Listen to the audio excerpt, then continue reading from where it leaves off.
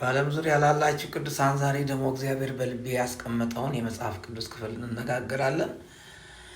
ከእግዚአብሔር ጋር ያለ ግንኙነት በሙሴ ሕይወት ውስጥ ምን እንደሚመስል ነው የምንነጋገረው። ከእግዚአብሔር ጋር ያለ የግል ግንኙነት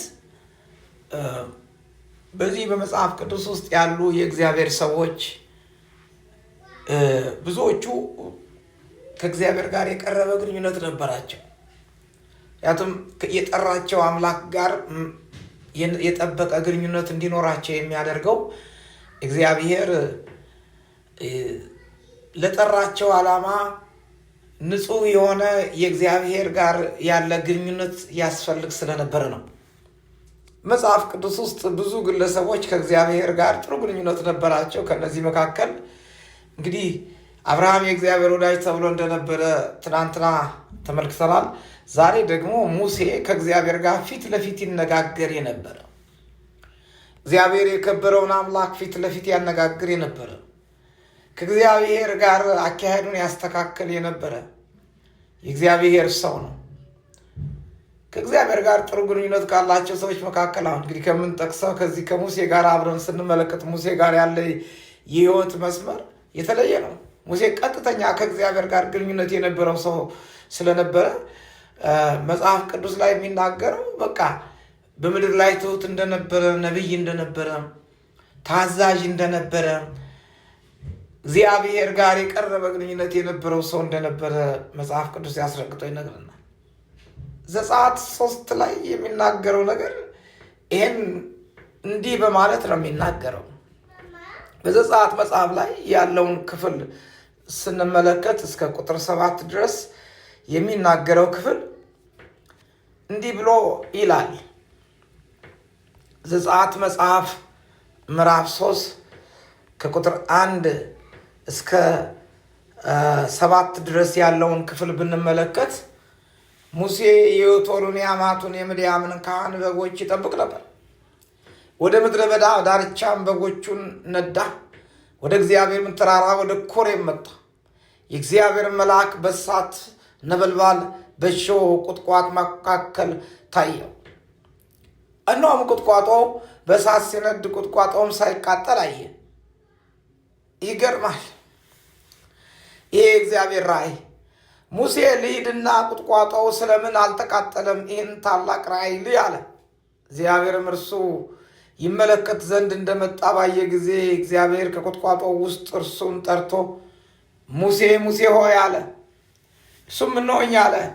ወደዚህ ቅረብ፣ ወደዚህ አትቅረብ። አንተ የቆምበት ስፍራ የተቀደሰ መሬት ናትና ጫማህን ከእግር አውጣ አለው። ደግሞ እኔ የአባትህ አምላክ የአብርሃም አምላክ የይስሐቅ አምላክ የያዕቆብ አምላክ ነኝ አለው።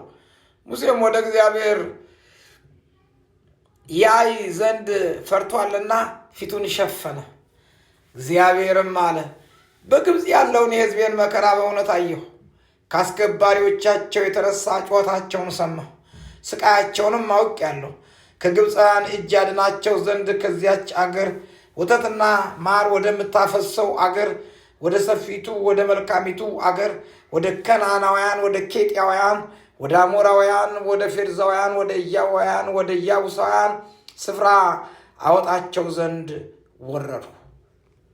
አሁን እነሆ የእስራኤል ልጆች ጩኸት ወደ እኔ ወጣ፣ ግብፃውያንም የሚያደርጉባቸውን ግፍ ደግሞ አየሁ።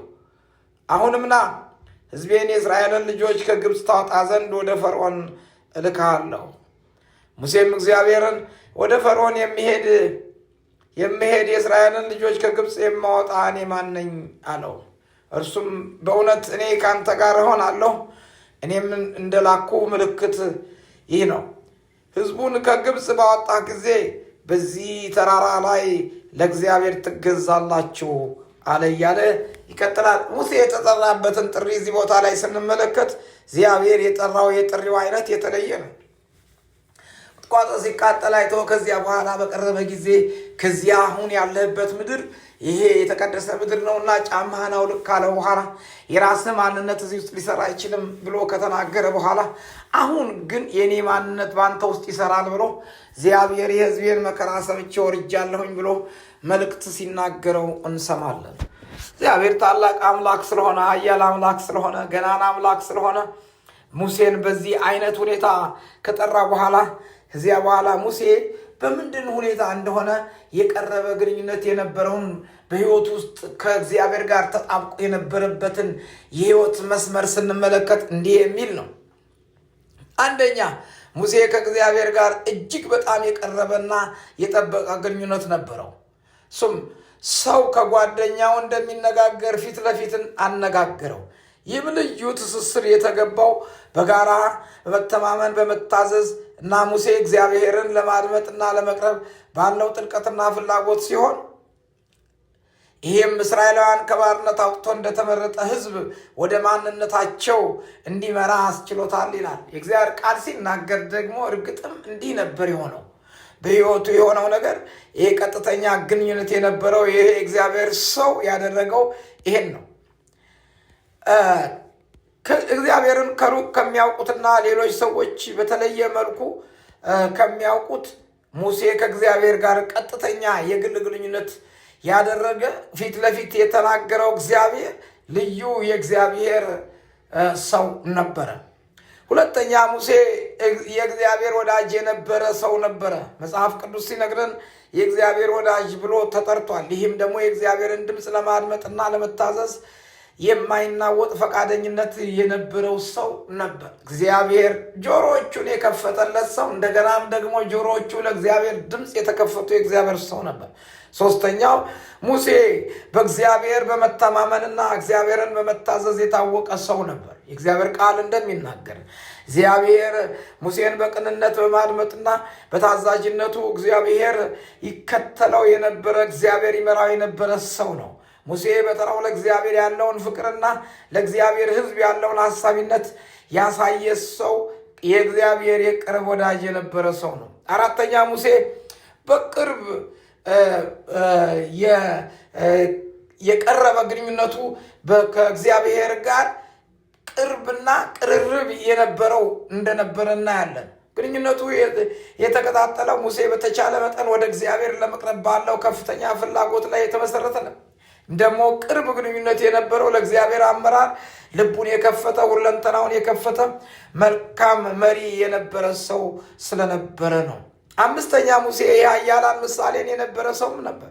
ሙሴ ከእግዚአብሔር ጋር ያለው ግንኙነት ብዙውን ጊዜ ከመለኮታዊ ባህሪ ጋር የተገናኘ ከመለኮታዊ ኃይል ጋር የተገናኘ የግል ግንኙነት እንደነበረው የእግዚአብሔር ቃል ይነግረናል። እና ታዛዥነትን የነበረው እግዚአብሔር ታዛዥነት ከእግዚአብሔር ጋር የቀረበ ግንኙነቱ ደግሞ ኃያል መሪ እንዲሆን አድርጎታል። የሲና ተራራ ሕግ ስንመለከት እንግዲህ ለየት በዚህ በሕይወቱ ውስጥ የነበሩትን ነገሮች ስንመለከት ልዩ ልዩ ነገሮች ነበሩት እና የተለዩ ነገሮች በሕይወቱ ውስጥ ያሉ የተለዩ ነገሮች ብለን ከምንጠቅሳቸው መካከል በሲና ተራራ ላይ እግዚአብሔር ጋር 40 ቀንና 40 ሌሊት በእግዚአብሔር ፊት በነበረ ጊዜ የዚያን ጊዜ የፊቱ ቁርበት በሚያበራበት ጊዜ ፊትን ሸፍን ብለው እስራኤላውያኖች ባሉበት ጊዜ የዚያን ጊዜ ወደ ሲና ተራራ ወደዚያ ወደ ደመና ውስጥ ጠልቆ ገብቶ የእግዚአብሔርን ቃል ይዞ የመጣ የእግዚአብሔርን የሕግ ቃል ይዞ የወጣ የእግዚአብሔር ሰው ነበረ። ስለዚህ በሲና ተራራ ላይ ቅርብ ግንኙነት ከእግዚአብሔር ጋር የነበረው በዚያ የእግዚአብሔርን ድምፅ የሰማ በዚያ የእግዚአብሔርን ቃል ይዞ የወጣ ሰው ነበረ። ሌላው ምልጃና ትህትናው ልዩ ነበር። ሙሴ በተደጋጋሚ አመፀኛ ለሆኑት እስራኤላውያኖች ይማልድ የነበረ ትሁት የእግዚአብሔር ሰው ነበር። ዘኍልቍ ምዕራፍ 12 ቁጥር 3 ላይ እንደሚናገረው ለእግዚአብሔር ክብር ያለውን ቅንዓትን የሚያሳይ የእግዚአብሔር ኃይል ከሱ ጋር የነበረ የእግዚአብሔር ሰው ነበረ።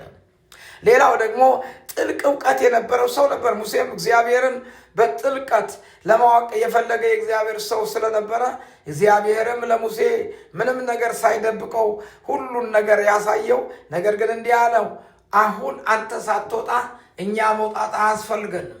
አንተ ስትወጣ ነው መውጣት የሚያስፈልገን።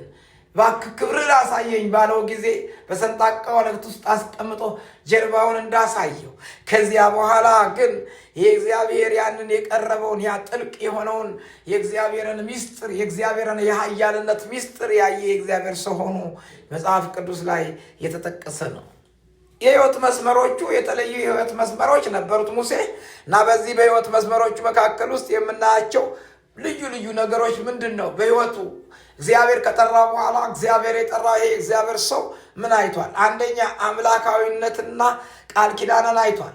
የእግዚአብሔርን አምላካዊነት የእግዚአብሔርን የቃል ኪዳን ኃያልነት አይቷል። ከእስራኤል ህዝብ ጋር የነበረውን የቃል ኪዳን ግንኙነት የእስራኤል አምላክ እግዚአብሔር ይሄ ያህዌ ተብሎ የሚጠራው የክብር አምላክ እግዚአብሔር ከነዚህ ከቃል ኪዳን ህዝብ ጋር የቀረበ ግንኙነት እንደነበረው ያስረግጦ ህጉን ይዞ የወጣ የእግዚአብሔርን ቃል ለህዝቡ ያስተዋወቀ የእግዚአብሔር ሰው ነበር። ሁለተኛ ታዛዥነትና እምነት በህይወቱ ውስጥ እንመለከታለን። ከሙሴ ህይወት የተገኙ ነገሮች ምንድናቸው ብለን ስንመለከት እግዚአብሔርን ይታዘዝ የነበረ በእግዚአብሔር ላይ ደግሞ እምነቱ የጠበቀ የእግዚአብሔር ሰው ነበረ።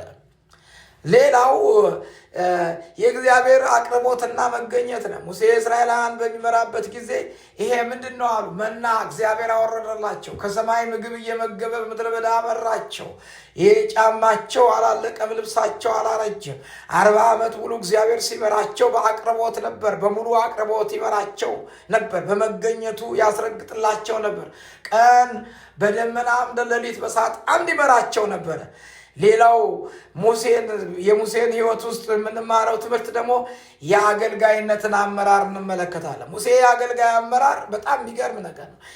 የሙሴ የአገልጋይነት የአመራር ዘዴ የተለየ ነበረ። ለእግዚአብሔር ህዝብ ተግባራዊነት በተግባር የሚገለጥ የአመራር ኃይል ነበረው።